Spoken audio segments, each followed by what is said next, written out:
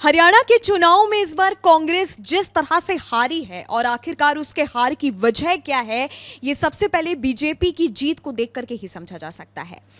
एक तरफ exit poll के नतीजे कुछ और कहते थे, लेकिन अब जब फाइनल रिजल्ट आया उसके बाद हर तरफ यही सवाल उठने लगे कि आखिरकार कांग्रेस के हारने की वजह क्या थी। लगातार रैलियां हुई, लगातार लोगों के बीच में जाकर के, चाहे वो राहुल गांधी हो, चाहे वो कांग्रेस का कोई भी कार्यकर्ता हो, हर एक ने अपने मुताबिक 100% दिया, लेकिन आखिरकार कांग्रेस किस वजह से बीजेपी से पीछे रह गई।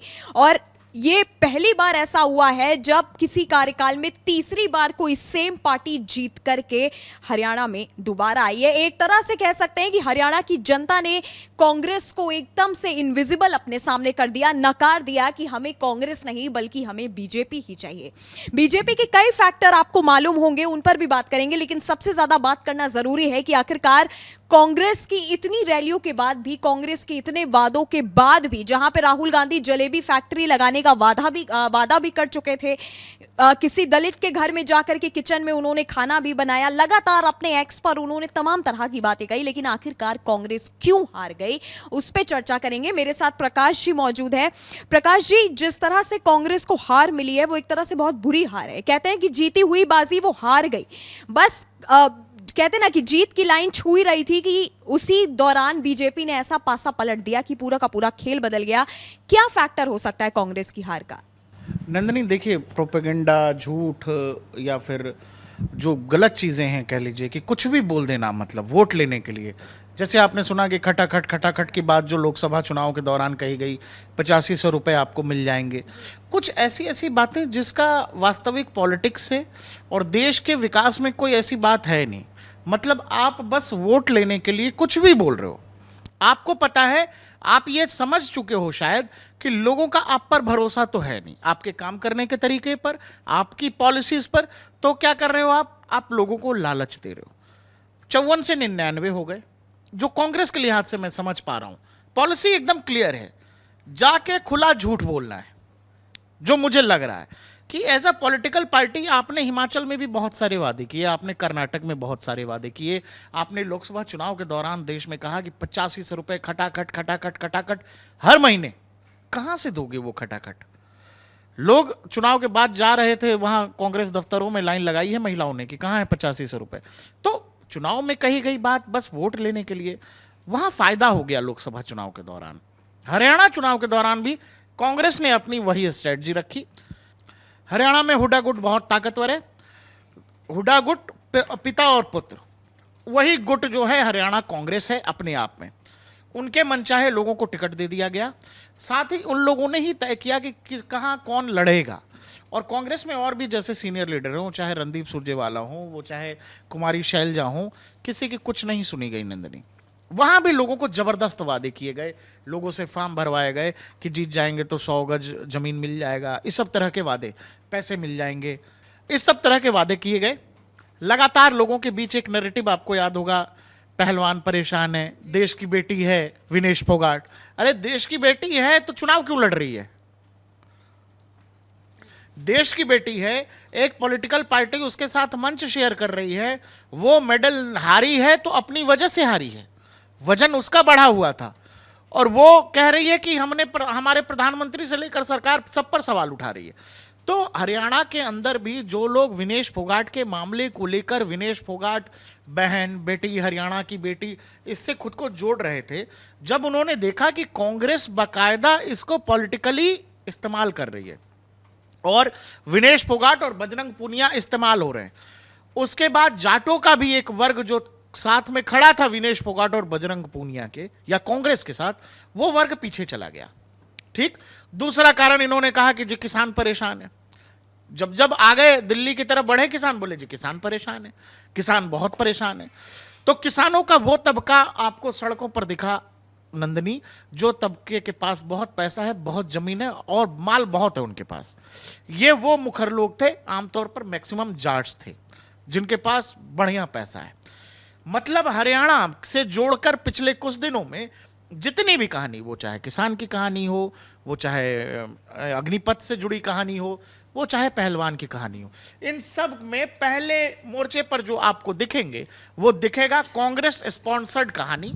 उसके पीछे पहलवानों के आंदोलन के पीछे दीपेंद्र हुड्डा और उनके पिताजी दोनों शुरू से बताए गए, और इसको जोड़कर हरियाणा में एक सिंपैथी वोट कह लीजिए या एक माहौल बनाने की कोशिश की गई बीजेपी के खिलाफ।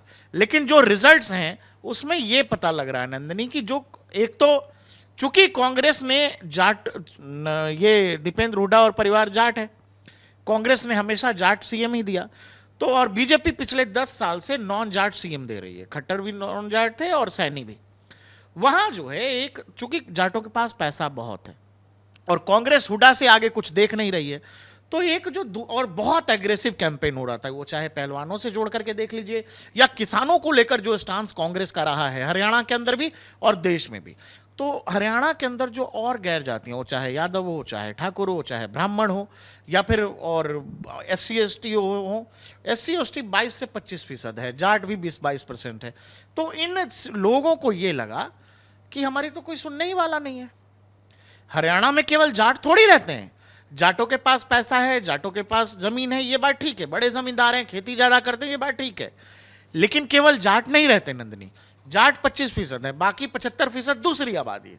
दूसरी आबादी एक साथ आ गई और ये कांग्रेस के लिए सबसे बड़ी मुश्किल हो गई।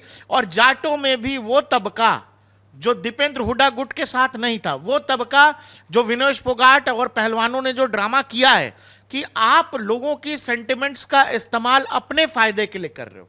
आप वाकई में अगर बेटियों की लड़ाई लड़ रहे थे, पहलवानों की लड़ाई लड़ रहे थे, तो आप लड़ते ना, आप खिलाड़ी रह के भी तो लड़ सकते हो। आपने क्या किया, आपने चुनाव लिया, आप चुनाव लेके या टिकट लेके चुनाव लड़ रहे हो। बजरंग पूनिया भी वही कर रहे थे। तो लोगों का ध्यान बढ़ता कि अरे ये तो हमारा इस्तेमाल कर रही थी, लोगों को ये लगा। तो जाटों, और दूसरा जो लोग हरियाणा को नहीं समझते जानते हो, उनको बहुत बेसिक सी बात है, बहुत ज्यादा बुद्धि लगाने की जरूरत नहीं है। हरियाणा से हर घर से आपको एक आदमी सैनिक सेना में मिलेगा, वो चाहे जाट फैमिली हो चाहे नॉन जाट फैमिली हो। पूरे हरियाणा से लोग आर्मी में जाते हैं। वहां एक चीज घर कर गए कि भाई ये तो देश को नुकसान पहुंचाने वाली बात है। आप देश की बेटी, हरियाणा की बहन, हरियाणा की बेटी के नाम पर लोगों के सेंटिमेंट्स के साथ खेल रहे हो, और लोग इसीलिए खिलाफ हो गए एक तरह से। और ये जो वोटिंग आप देख रहे हो, ऐसा कभी हरियाणा में हुआ नहीं। तीसरी बार सरकार चुन के आ रही है, और वो भी 10 साल के एंटी इनकम्बेंसी के बाद। एंटी इनकम्बेंसी मतलब आप 10 साल से कुर्सी पर बैठे हो तो लोग चाहेंगे ना हटा दें इसको, लेकिन लोगों ने वोट किया। तो आपको यह समझना पड़ेगा, एक कि जो पॉलिटिकल पार्टी है उस पर लोगों का भरोसा है।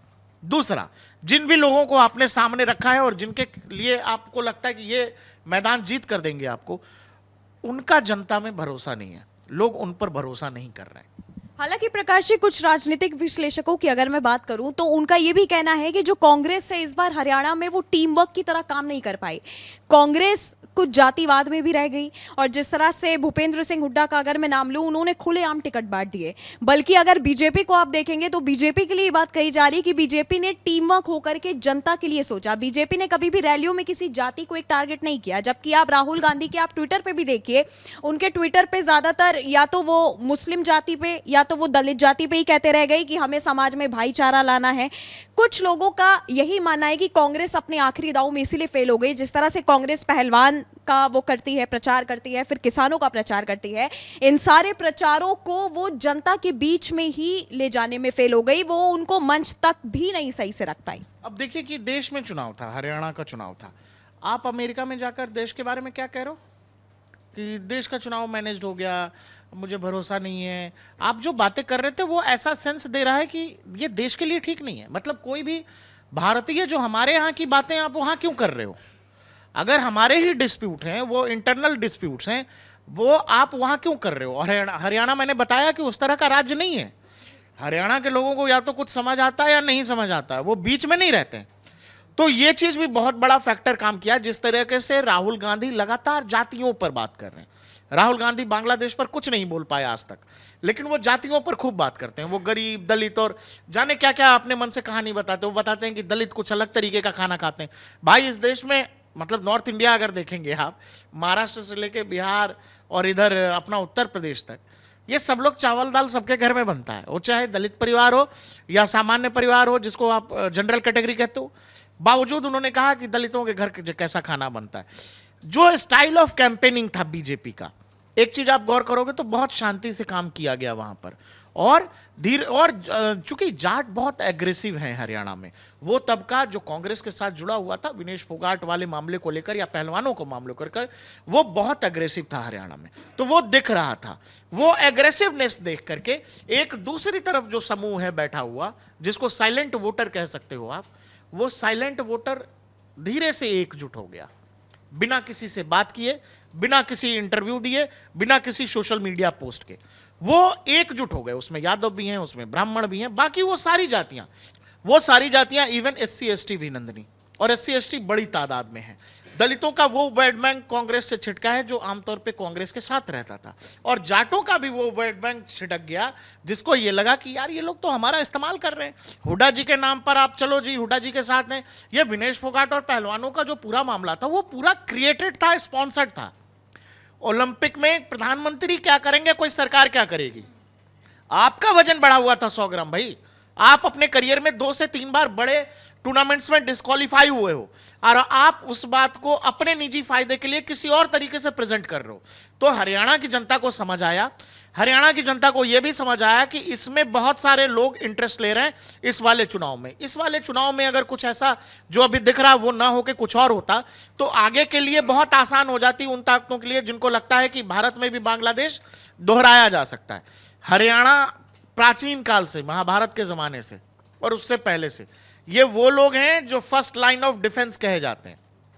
भारतीय भूमि की first line of defence Haryana कही जाती है। उन्होंने सालों साल लड़ाइयां लड़ी हैं युद्ध के मैदान में भी। अब चूंकि राजनीतिक लड़ाई थी तो वोटर को यह बात समझ में आ गई कि आप जो कह रहे हो वो झूठ है। आपने हिमाचल में क्या कर दिया? आप हिमाचल में भी बहुत सारे प्रोमिसेस थे, आपके पास पैसा देने के लिए नहीं है अपने सरकारी कर्मचारियों को।